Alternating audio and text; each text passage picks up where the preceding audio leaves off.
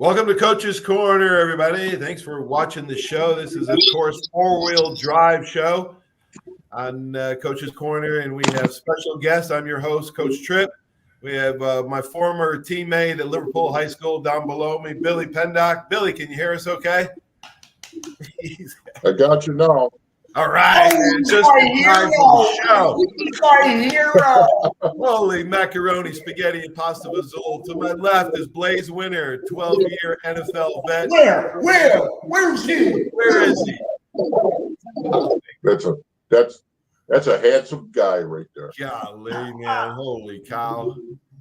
Oh, my God. It's almost like the U here. Was that Frame the it U? up, baby. Frame it up. Oh, my gosh. Folks, here on Coach's Corner, we try to inspire and educate the mind to think, the heart to feel, and the body to act. Coming up on Four-Wheel Drive, today's episode is the value of football. Okay? The true values of football are actually the values in football.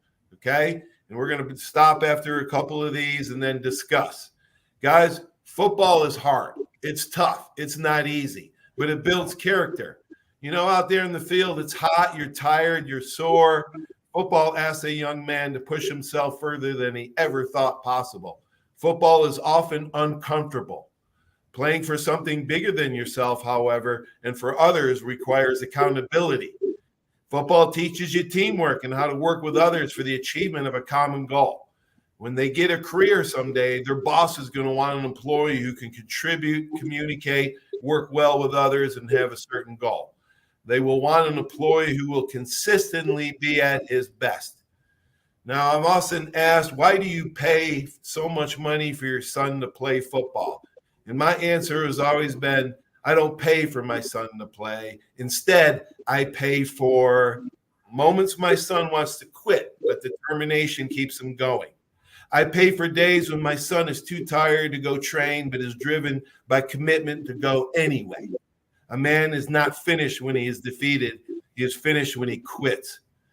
Time management skills. I pay for my son to have those when he sees he has to balance school, homework, practice, friends, and family. I pay for my son for the strength that he finds as he fights through the pain, giving his best effort despite present limitations. There's a big difference between wanting to and willing to. A lot of people want to. Only certain people are willing to pay the price in preparation to prepare for their performance. Guys, Billy, I know you got two girls. Blazer, you had two boys. The reasons you play football and have them play are for the values they receive when they play football. Talk a little bit about the values, Blazer. Go ahead, Billy. You start. Billy, you start 9/11. I know you. Let's talk about 9/11 first. And I know, Billy, you lost fellow friends of yours, New York City cops and firemen. As we salute all those guys, your friends too, that lost their lives. Talk a little bit about what 9/11 means to you, brother. Well, I'll tell you, every year at this time is it's a tough day for me, because I do think about what went on at 8:45 on that day 23 years ago. It kind of changed the way I had an outlook. I was working as a police officer at the time, and when it happened, and no one really knew what was going to take place and where it was going to happen. And the first thing I thought of was my family and where were they going to strike next. And it was very, very scary. And I'll tell you, and I always tried to look at people as just a person. And up to that day and the weeks following, I got to admit, the racial profiling, the stuff I went through, just not knowing what was going to happen next, and that something like that could happen and affect all of us. And I know some people it affected different ways, but I lost several of friends of mine, and it was hard. And I spoke with the families. I was close to a lot of NYPD guys, and very difficult not to be angry with people that didn't fit the profile that I thought they should fit. And it's a day of, when I wake up in the morning, I do think of those 2,000 names, and I think of each one. And after the sadness, I do feel anger. And the way the country is going now, it could happen anywhere at any time again. And I really don't think, mothers, sons, sisters, and brothers should have to worry about going through this, So, but again, we all have different stories where we were at the time. Yeah. And I don't know, you guys can talk a little more about that, but it means a lot to me every year at this time. It's very, very emotional time for me. We all remember where I was. I was bringing my daughter to school on the radio as going, and then going to work after that. I remember exactly where I was. Blaze, where were you? And what do you remember? What I want to say is that, everybody, almost everybody I ran into said, we can't forget this day. We can't forget this day. And if you look at what happened from that event, for a short time afterwards, there seemed to be, and I lived in New York, I grew up there seemed to be a little bit more patience with an officer, a little bit more respect for a firefighter, a little bit more kindness toward the other person. We realized that life was very fragile. You could be gone in an instant. You could live your day today and take it for granted if you want, but life is so precious. I mean, you saw people jumping off a building to try to save their life from hundreds of feet above ground. You can't fathom what was going through their being and their love for family. You heard phone calls. You felt pain. You felt emotion stirred. I mean, we were supposed to never forget that day. We were supposed to never forget that day because it would bring people together. And it's really appalling to see the amount of divide, the amount of hate, the amount of dislike, the amount of reasons why we should not. I mean, we're going to transition into football and why we play football. And for God's sakes, on this day, man, why don't we just pause, turn to somebody that is black, white, yellow, green, male, female, and just realize what God gave us. Right. And be thankful for the air that we breathe. And Billy, I feel for you, brother. I know you Sorry and I about your friend. Beautiful phone calls. And I mean, let's not forget. I mean, let's not let the TV have to remind us of what happened on 9/11. I mean, this is a day to really celebrate the fact that we have life and we have so many blessings rather than problems. Right. Absolutely. Way to say it. In the name of the Father, Son, the Holy Spirit, we say to all those guys and your buddies too, Billy. Courage. Matter of fact, the next sentence in the value of football is courage. And there's uncommon valor and uncommon courage that came out of 9/11. We saw it and we heard it and we witnessed it. The values of football, I pay for my son to have courage. Courage when he approaches obstacles as challenges to overcome, not excuses to avoid. Courage is resistance to fear, mastery of fear. It's not absence of fear. Responsibility. I pay for my son to have responsibility instilled by learning to take care of his body and equipment. I pay for my son to develop mental toughness by overcoming adversity after making a mistake or getting a bad break. Mental toughness enables him to ignore the minor hurts, the opponent's pressure, and the temporary failures. Physical toughness will make an opponent weaken, but mental toughness will make them crack.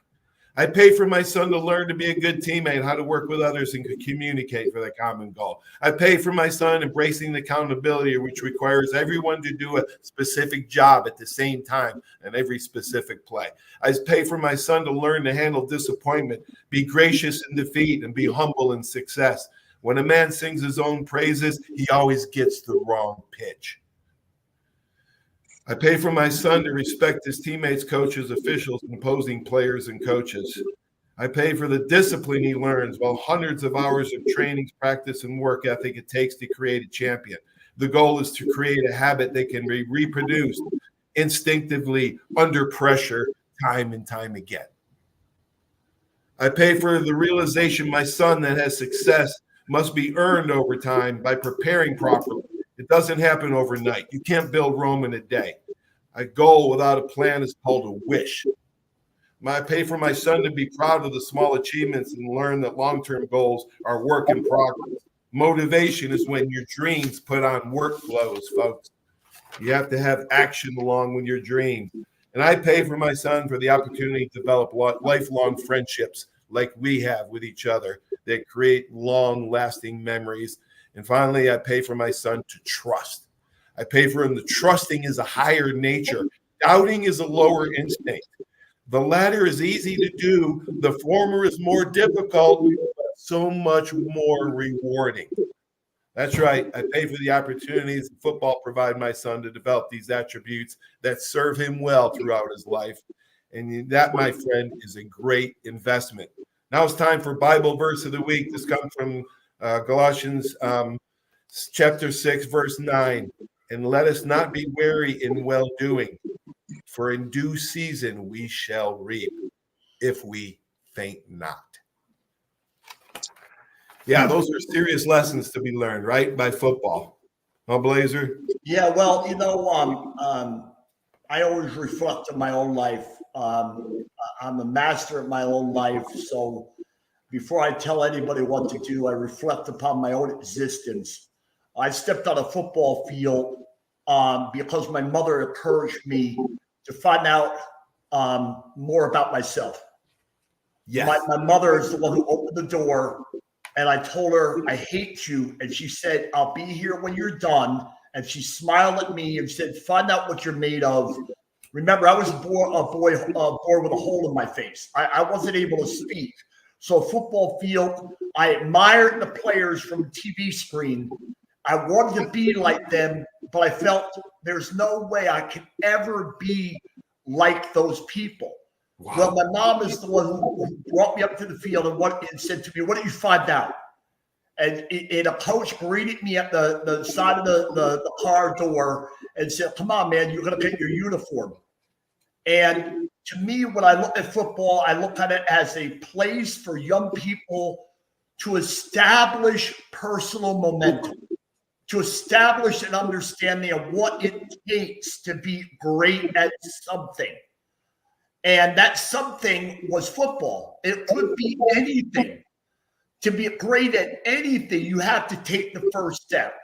You have to bear down.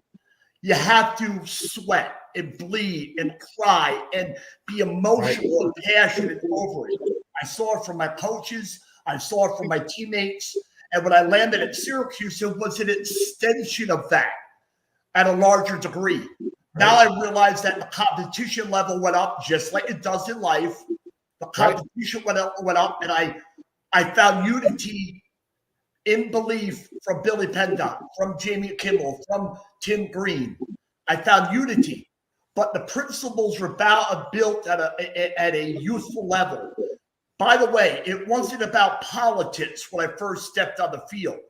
It wasn't about politics when I played in high school. It wasn't even about politics in college. Now, the pro is a different game. That is a different game. But the game itself is not about politics. Right. It is about a pureness in finding out what you need to do to be the very best to add to this team and this community. Billy, you want to expound? Yeah, when we talk about values, and I mean, this is very key, and Blaze makes some great points, and I agree with everything. Growing up, I grew up in a family, my mother and father, neither of them graduated high school. So my father went to 7th or 8th grade, my mother went to 9th or 10th, and football, I didn't come from a football family. I didn't come from, an really educated family, other than the values that were bestowed upon me were determination, hard work, and do what, if you're going to do something, do it to the best you can or don't do it, and like we talked about before, and Paula, you know this story. I don't know if Blaze does. I was at my freshman, sophomore year. I was thinking of quitting school early and going on the road as a truck driver until George O'Leary found me, and said, here's the weight room. Let me put you in there and lock the door behind you, and that was kind of my education and my first experience with football. But when you talk about values, let's get back to this. You talk about my number one thing, and when I coach kids and when I learned football, for me, it was about life lessons. It was about taking things from playing and using them when you became an adult and you got a job. And everybody had to go. Not many of us went on to the NFL and could make a career out of just the NFL football, announcing or what have you. But you had to go to work, 95, 98, maybe 99% of the guys had to go to work for a living. And right. When you went, when you got up in the morning at 6 o'clock and you had to be at work at 7:30, 8 o'clock, and you had to be on time, you had to be accountable for what you did. You look back at the lessons that some of us that were lucky enough to have great coaches that taught us these lessons. Now, there are a lot of kids out there that didn't have the opportunity that the three of us had. Right. I mean, the coaches that we had, if you think about the values that were instilled in us as we moved on through high school, college, and then on maybe to the NFL, maybe to work. But those values are vital. And I've said this before on the show, I still have kids, I call them kids, they're in their 30s and 40s now, come and see me and say, Coach, forget about the wins and losses. That doesn't mean nothing.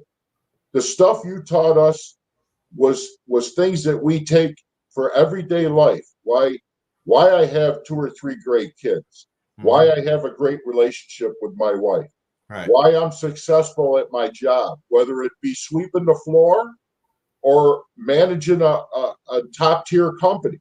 You know, it's those values that were instilled upon us by great coaches that understood that. Now, again, I'm not going to get into politics and all this stuff with NIL and everything going on now, but you're teaching these kids the wrong values now. And before you know it, this NIL system is going to start filtering down to high schools, and you're not giving these kids what they need to have integrity and to have understanding for a handshake and look at a man in the eye. I can tell you, the 4 of us, you talk about 4-wheel drive, Timmy, me, Blaze, Jamie. And I can tell you for sure, I was close with Blaze. I was close with Jamie. Not so much with Timmy. I played with Timmy. We hung out very little. But I can tell you this about Blaze Winter. Blaze Winter shake your hand and look you in the eye. And where did that come from? That didn't come from, geez, the guy's a great guy. That came from great coaches, and maybe throughout high school. I know damn well through college, he was taught them things. Now, that means more to me than any kind of money anybody can hand. And right. I wasn't in that for making millions of dollars. That wasn't my thing. And I don't think it was Blaze's, Jamie's. I can't speak for Timmy, but I can almost, I became so close with Blaze and Jamie that those two guys, it was about looking in the eyes of each other, and those values that were impacted on us went on for all through college and for some of us through the pros. But that was an important time of our life. Yeah, the values, but the money doesn't matter. It's relationships that matter. Okay, money doesn't buy life. If you want to get into that a little bit more, watch the show from Monday night on my Good and Faithful Servant show with Kerry Good, who has ALS, just like four-wheel drive member Timmy Green has Lou Gehrig's disease. So those guys have been in touch, and those guys have like a fraternity. But yeah, this is four-wheel drive. Let me interrupt you for 1 minute. Okay. We all played a lot of football, and I'm talking to four of us. Timmy's problems, me, Blaze, Jamie. Jamie's kind of on the outside. Jamie's kind of, and I'm not going to speak for Jamie, but he's kind of that quiet. Don't really want, and he wants his close family around him. But I can tell you this, and I have issues. We have issues with CTE. We have issues going on with different things. The minute I call that man to your left, Blaze Winter, no matter where he is, that man will come here and that man will stop what he's doing. I know that for a fact. He is my brother. Jamie's my brother, and Timmy's my brother. Yep. If I call any of those three guys, I know they got my back. So absolutely, when you talk about values, go back to things of values. This day and age, these kids are it's my, I, it's not we, and for another guy anymore. That's the biggest change in what's going on now. Well, that's why I agree with you, Billy, 100%. That's why it's so critical to understand who might be in that power position as a coach. I mean, are you hiring an X&O's guy that has no understanding of the foundation of football, or are you hiring a foundation guy that will stay true to the fundamentals and the things that we're talking about? Right. This is what's under attack today. Are we focused on uniting and having players and parents understand the power of support, or are we saying, "Hey, man, you're the running back. You're going to Ohio State, and you know what? I need you to win the game for me, so I look good in the community." I mean, whoever's in that power position has to be able to honestly assemble for the right reasons. O'Leary was a master at assembling for the right reasons. I don't remember him as a man who needed to have a lot of media attention. I mean, what I remember is a man who could not stand addressing the media. He had to, because that's the power of a head coach, especially at college. But he was a man who assembled people, reminded them of the simple things, and he was the man in charge, and he would not compromise those standards, those beliefs for any reason. So will the players do that automatically? No, they're young. They're immature, especially youth in high school. You need to have somebody in the right position reminding them of the foundation of football, why we're doing it. And we're doing it for building relationships. We're doing it to understand sacrifice, understand a trip, what you said earlier, courage, and how to get through hard times, how to be our brother's keeper. All these things that are indirectly found in the Bible. Right. It's what football gives us, the ability to extend that relationship with God Almighty. And I mean, when people mix that up, it becomes a very selfish, very dangerous sport that really I've seen down the road pushes the weak guy aside. If I entered Syracuse University as the weak guy compared to Tim, Jamie, and Billy, and I was, Billy would be truthful, the non-athlete, the guy who was feeling inferior, I would never have made it without the accompaniment of Billy, especially. Yeah. Jamie and Tim. Yeah. They brought me to their level because they found time to remind me that, hey, you have it in you. They reminded me of the little things that I needed to do in the weight room. Billy was a master as telling me, hey, you got to try this. Stop doing that. He would put me in the right hands. He would be my guardian angel indirectly in my day-to-day life. And that is what we need from the kids that play football in any community in this world. They have to understand the foundation. Right. Well, let me finish up and surmise a couple points you guys made. Teammates found value in you guys. Each of your teammates found value in yourselves, and that helped you become, I think, more self-aware, more self-reflection, more self-analysis. Blaze, you talked about that. That is critical for somebody to get better instead of blaming and pointing fingers and not taking accountability. Hey, Trip, okay? Let me say one other thing. Football is also a great way to divide people. If you're fake, football will divide you. It will crush you if you try to be nothing but words and no action. You're going to be what? You're going to be pressured out by the mass. And it's one of the greatest places on earth that, well, I'm entitled to it. No, you're not. You're not entitled to play football just because you put the helmet and shoulder pads on. Well, Coach Bryant called it weed out the weak ones. That's what Coach Bryant would do. He would test your ass in practice because he wanted to know before we got to the game whether you were going to suck it up in the fourth quarter and find something deep down inside you, used to say, and dig it up. Self-awareness is your engine. That's Dougie Baldwin, a wide receiver from Gulf Breeze High School here on the golf course, went to Stanford University, became a great wide receiver at the Seattle Seahawks. He said, self-awareness was my engine. Amen. That's what he said.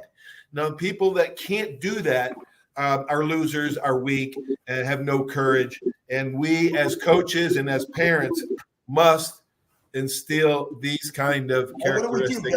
What do we do with those people that were weak? We confronted them.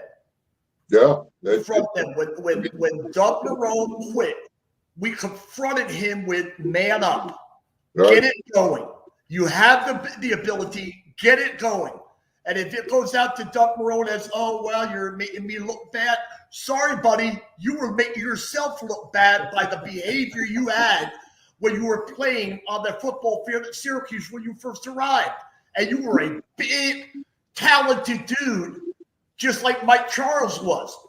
And it took other people to get Mike Charles to what? Realize, man, you're a freak. What are you doing, man? Get this thing done right. Right. Yeah. Good point, guys. Hey, great show as always. Appreciate you guys. I love you guys so much, man. Thanks for being on Four Wheel Drive. Always. I got a busy week coming up. We're gonna do best of, I think, next week. But hey, guys, stay safe. Peace out. Thanks for joining the show, guys. Love you, Blaze. Paulie, I'll talk to you. Say a prayer for those 9/11 the survivors and the ones that passed. They really, we have to pause and remember one another for all the right reasons that God put us on this earth for. Amen, brother. This show is dedicated to your buddies, Billy, that you lost in New York City that day 23 years ago. Have a great one, guys. We'll see y'all soon. Love you guys. Love you, Billy. Guys. So long. Bye. Wow, another great episode of Four Wheel Drive. Stay tuned for these great messages, folks. Without this just wouldn't be possible. If you like the show, hey, like it, share it with somebody, and search my YouTube channel. Appreciate you guys. Have a great sports night, everybody. We will talk to you soon. There's a reason why Hill Kelly in Pensacola is the #1 selling Chrysler Dodge Jeep Ram dealer between Jacksonville and New Orleans. While other dealers have taken advantage of a competitive market with higher prices, Hill Kelly has discounted prices to the lowest of the year. And Hill Kelly in Pensacola won't surprise you with excessive charges beyond the selling price. Come see why people from Milton, Pace, Foley, Bay Minette, Daphne, Gulf Shores, Mobile, and beyond are driving to Hill Kelly in Pensacola to buy their next next new Chrysler, Dodge, Jeep, or Ram. At Hill Kelly, the bottom line price and your satisfaction are what really matter. So before you sign, check the bottom line and make the trip to Hill Kelly in Pensacola to see what true local ownership can do for you. At Hill Kelly Chrysler, Dodge, Jeep, Ram, Highway 29 in Car City, Pensacola. Or shop online 24/7 at hillkellydodge.com. When it comes to bottom line pricing, nobody beats a Hill Kelly deal. Nobody. 75 years of service in high-tech today. It's Pensacola Glass Company at 433-8348. High-tech is a term often applied to advanced services and products in today's marketplace. And today, glass is much more than a simple pane of brittle, see-through stuff we hit baseballs through when we were kids. Glass is now a product with unique flexibility in both performance and application. And Pensacola Glass Company is growing right along. That's Pensacola Glass Company at 433-8348. Are you riding around in a filthy vehicle? Dirty car no more. Visit Ronnie's Car Wash today to get it shining in no time. They have 3 convenient locations with another coming soon. The unlimited monthly wash packages start as low as $14.95 per month with free vacuums, multi-purpose spray and towels. Visit them in Gulf Breeze, Navarre, Fort Walton, and soon Crestview. Don't wait, wash today. Be sure to see Ronnie's Car Wash on Facebook to see the latest specials and discounts. You'll be riding and shining in no time. That's you trying to fix the plumbing yourself to save a few bucks. Doing things yourself doesn't always end well. The same goes for insurance. That's why Auto Owners works with local independent agents who tailor coverage to meet your needs and offer discounts for life, home, car, and business insurance. Because sometimes you need a professional to get the job done right. That's simple human sense. Drive a little to save a lot on 170 Buicks and GMCs at Step 1 Buick GMC. Get savings up to $4,000 on new Buick Encores, $9,450 on new Buick Envisions, $7,000 on new GMC Yukon XLs, or up to $15,345 off on new Sierras. Only at Step 1 Buick GMC, Pensacola. Plus tax, tag, title, license, dealer processing fee expires 7/31/24 on select new 24 in-stock models. Discount off MSRP includes all incentives. My name is Steve Reynolds. I'm the manager and owner of Cordova Lanes, and we help keep your mind out of the gutter. Cordova Lanes is part of the community of Pensacola. Being here for 43 years, we've entertained more people than any other bowling center in the city. We self-fund for a living. Cordova Lanes is located at 2111 Airport Boulevard in Pensacola, behind Cordova Mall. Come on out and see us at Cordova Lanes Bowling Center. Thank you.